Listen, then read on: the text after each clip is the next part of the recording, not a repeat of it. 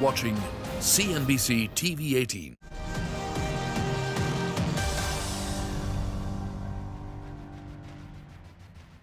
Watching the CNBC-TV18 budget verdict, and it is my pleasure now to invite on stage the Road and Highways Minister, Mr. Nitin Gadkari. Sir, could you please join us on stage? Ladies and gentlemen, a big round of applause for Minister Nitin Gadkari.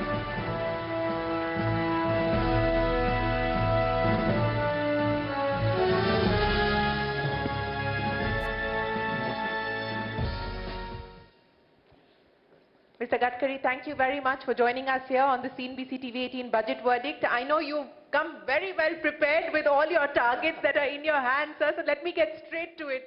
This has been a capex-heavy budget, a budget where the government continues to do the heavy lifting as far as public investment is concerned and infrastructure. A big outlay for your ministries as well, almost 2.6 lakh crore rupees being allocated. Let me start by asking you about how you intend to spend all of that money. Actually, frankly speaking, this is really a great thing for that the government has given highest priority for the development of road infrastructure in the country. Under the leadership of Prime Minister Modi ji, our dream is to make Indian road infrastructure equivalent to USA standard before end of 24. And that's the reason that because of new Green Express Highway, whatever the new highway we are making from Delhi, Mumbai, Chennai, Bangalore, even a lot of projects are now with us. I feel that this is going to helpful for me for making more expenditure on road construction. But at the same time, the strength of my department is when we actually launch our InvIT model in Mumbai Stock Exchange. And the time was given for 10 days. And within 7 hours, it is 7 times oversubscribed. So today the response from the capital market for our road construction, particularly through NHI, is really very, very remarkable. And I feel that this is a golden era in the history of India, that we are making the road infrastructure of international standard. We are double the number of airports. We are developing waterways and the water, power, transport and communication. These are the most important thing as far as the development of the country is concerned. And because water, power, transport and communication, we will get industry. Industry 100% will get capital investment, and that is going to create more employment potential, and we will be succeed into make eradication of the poverty in the country. So exactly now we are the fastest growing economy. We are just jumped from 10 number to 5th number, and even in automobile sector, which is concerned with me, actually, we are number 4th. Now we just bypassed Japan, and we are number 3rd. And I am very much confident about it that in due course of time, within 5 years, our automobile industry presently size of 7.5 lakh crore, we want to make it double of 15 lakh crore. This is the industry which is giving 4.5 crore jobs and giving maximum revenue as a form of GST to the central and state government. So totally this government is going to increase our GDP growth, creating more employment potential, and it's going to increase our export and reduce our import. So, Mr. Gadkari, I know that you give all your officers across ministries targets. So I'm going to ask you, sir, what is the target that you've now set of how much they have to build every day? Actually, when anything I am declaring about the target, the media people are taking it as my commitment. The target is but always you've delivered on your commitment. Yes, presently we are 40 kilometers per day, and now every year we are giving contracts, awarding contracts of 13 to 14,000 kilometers. But now we will taking this target going up to 24,000 kilometers for awarding contracts. Presently we have 38 to 40 kilometers per day. It's again a target, it's not my commitment. Now we want to go up to 45 kilometers. I thought you'd be like Salman Khan, Mr. Gadkari, and say, commitment de di to commitment de di. It's not so easy. But one thing which I will assure you, up to the end of this year, the flight from Delhi to Dehradun, Delhi to Jaipur, and Delhi to Chandigarh, they will be closed. Mr. Scindia is not going to be happy to hear that at all, Mr. Gadkari. I think Mr. Scindia is going to take great umbrage to what you've just said, that those flights, the regional connectivity flights, are going to have to shut down because of the roads. Because presently we are making new road between Delhi to Dehradun within 2 hours, Delhi to Haridwar in 2 hours, Delhi to Jaipur, just at the 12, Prime Minister is going to inaugurate that project. It will be 2 hours. Then Delhi to Chandigarh, 2.5 hours. Delhi to Amritsar, 4 hours. Delhi to Katra, 6 hours.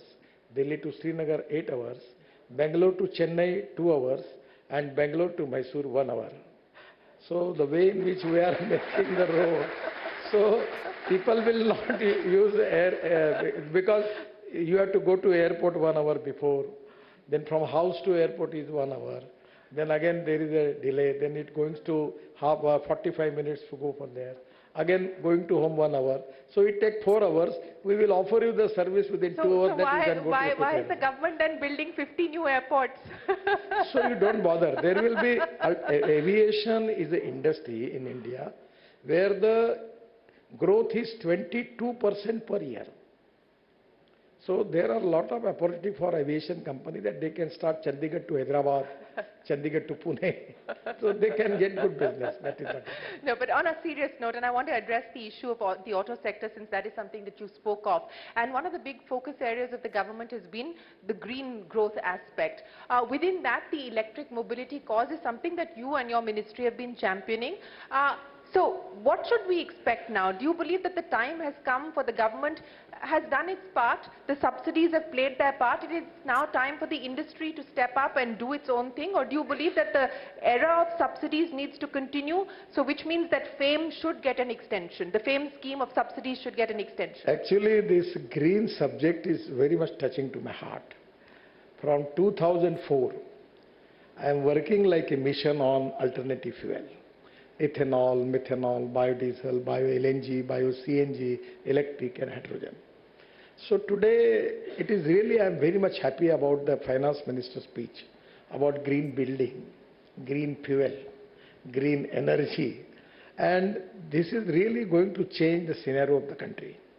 Actually, we have the import of the fossil fuel of 17 lakh crores. There is a huge potential is available. I remember many times you have already taken my interview. The people were asking me about the electric car, electric scooters. Now today there is a waiting list. So even hydrogen mission, there is a provision for 19,000 crore. And now the hydrogen from coal is black hydrogen. Hydrogen from petroleum, that is the brown hydrogen. And green hydrogen, that is from water and biomass.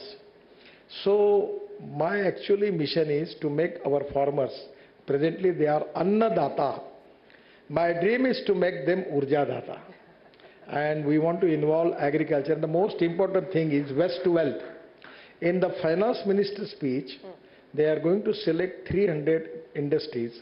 Now from Parali, rice straw, we are going to launch a scheme that presently we have a requirement of bitumen of 80 lakh ton. Out of 50 lakh ton is coming from refineries and 30 lakh ton is import.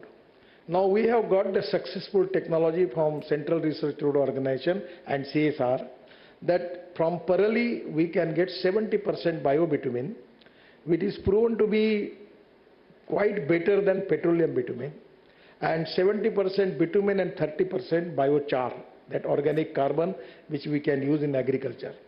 So now the whole Parali is burning in Punjab and Haryana, so tractor molded unit, they can make it. The other important thing is from 5 ton of Parali is giving 1 ton of bio-CNG or bio-LNG. So government is now encouraging that all type of industry or alternative fuel. That is also a good thing. Second thing, by using biotechnology, we will increase the productivity of biomass, just like Napier grass, bamboo. Already we have one plant in Assam. They are making bioethanol from bamboo, and one plant from Indian Oil in Panipat, where we have 1 lakh liter of bioethanol from rice straw and 150 ton of bio-bitumen per day. Now in Ahmedabad, we are making express highway, Dolaro, Ahmedabad something, where we are using 20 lakh ton of municipal solid waste in the construction.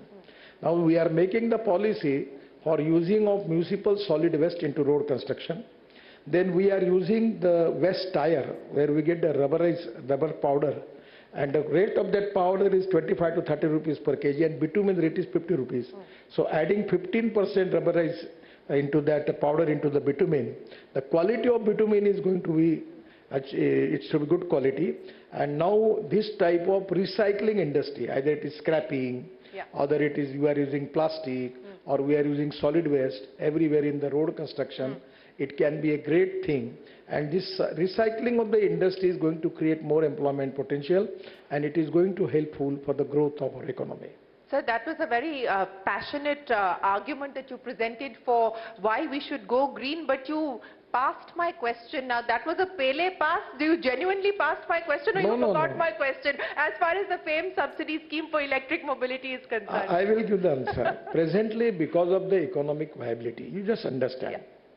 Everywhere, four important things are there: proven technology, economic viability, availability of raw material, and the marketability of the finished product.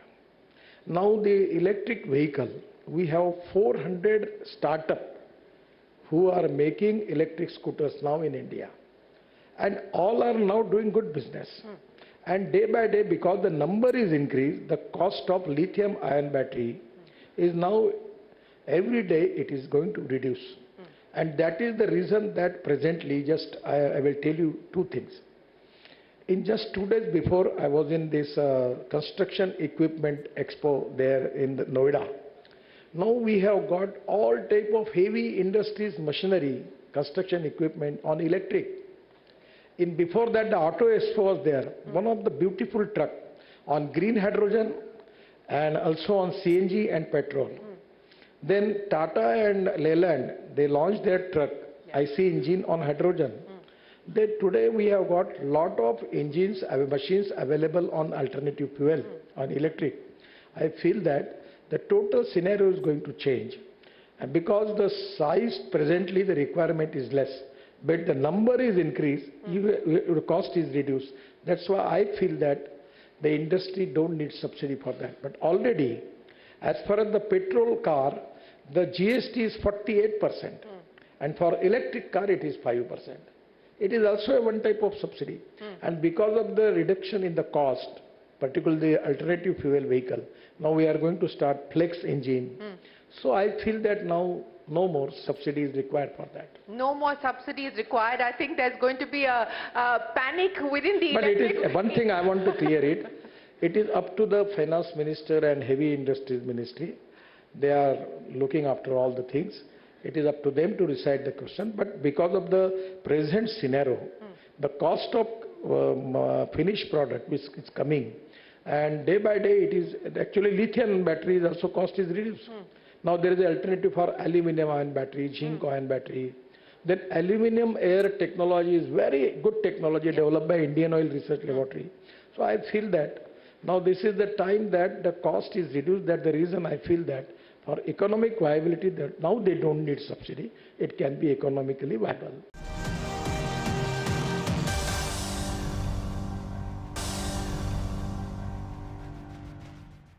You talked about the InvIT and the kind of subscription that you saw, but as far as your ministries are concerned, what can we expect on the asset monetization side? Actually, frankly speaking, we have different type of models. One is BOT, build, operate and transfer. Then at the time when I taken charge as the minister, there was toll project. You remember at the time, 406 project involving the cost of 3,85,000 crore. My ministry has saved the Indian bankers from the NP of 3 lakh crore. We resolved the issues. So that time we have opened the new model, that is hybrid annuity. Then now we have got even we can make the project on EPC mode and we can monetize.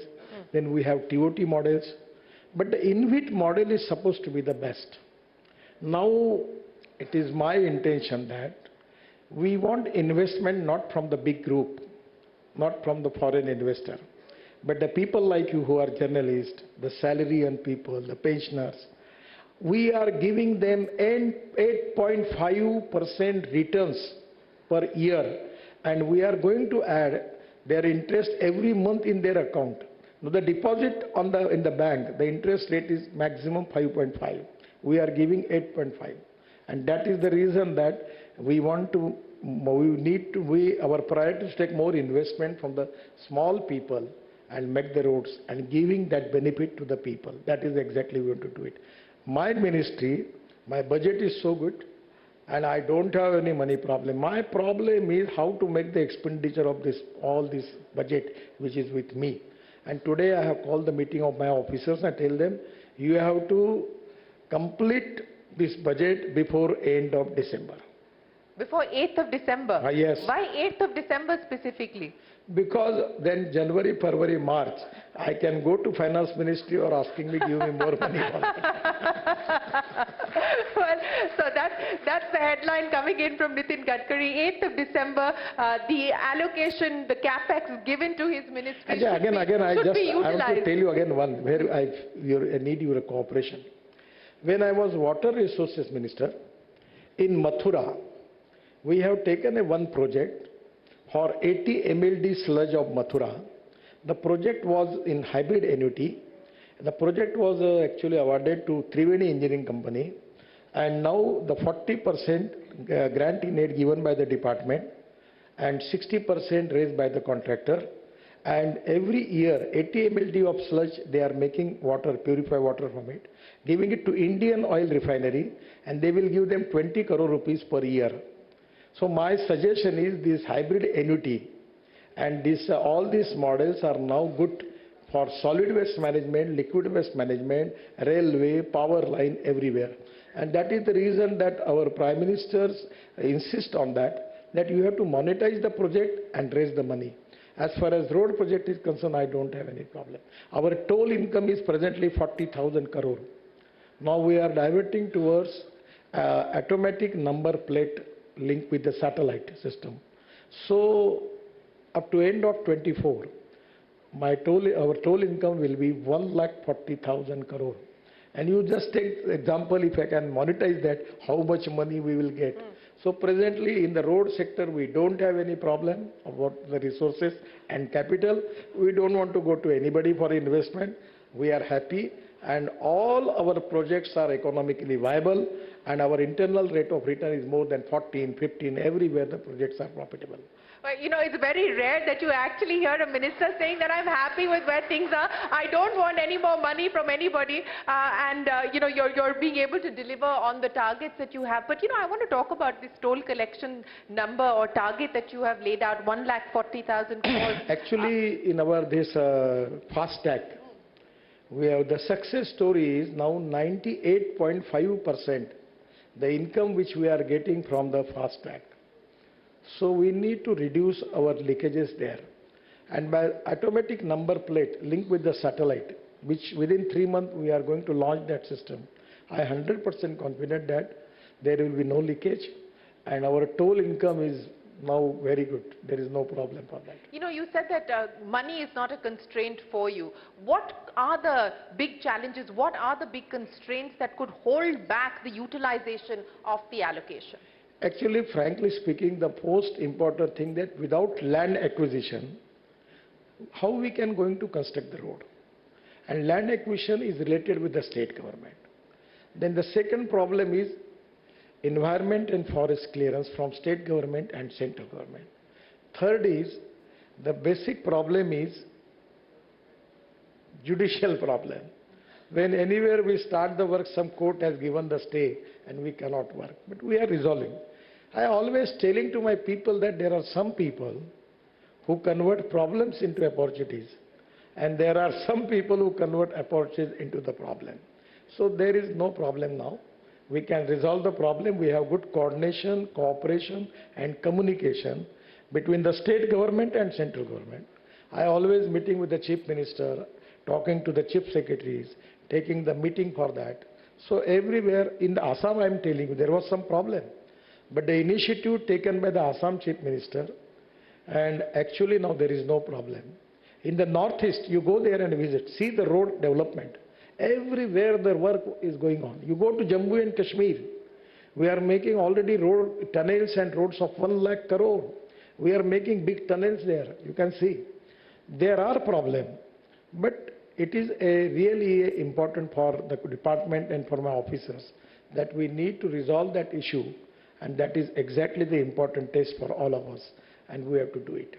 So what is going to be the priority for you in this year, besides, of course, spending all the money that you've got so that you can go back to the finance minister for a higher allocation? Of course, the next year is going to be a vote on account ahead of the general election. But what are the key priorities that you're going to be focusing on for the year ahead? Actually, my priority in my department is road safety. And that is the only subject my track record is not good. Every year we have 5 lakhs accidents, 1,50,000 deaths. And the death of the people, the age is 18 to 34, 60% young people. Actually, this is very painful. I am trying my level best. We are taking a lot of things for that. And the other important thing is the pollution on highway. Now the scrapping. This is very important for the economy. The 9 lakh vehicles from the central government, and I said 30 to 35 lakhs from the state government, the finance minister declared the scheme. This 50 lakhs vehicle, if the scrapping is there, they are going to purchase new vehicle. Again the GST, the state government, central government, again they will get it from that. And because of scrapping, we can reduce the cost of automobile components by 30%.